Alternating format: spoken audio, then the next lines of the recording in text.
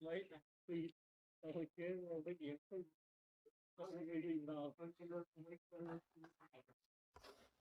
tôi phí kênh tôi mà lại tôi lại sẽ khổ hơn là tôi sao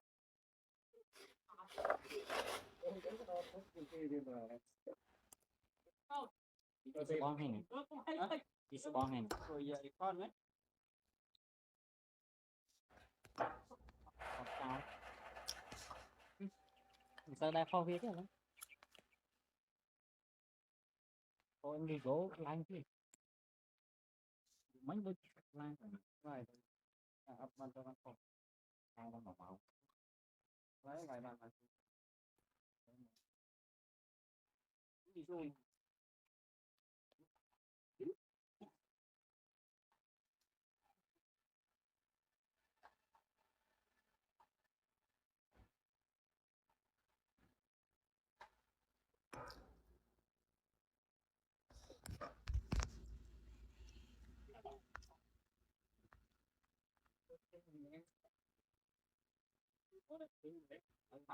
ta tôi đi đâu ta đây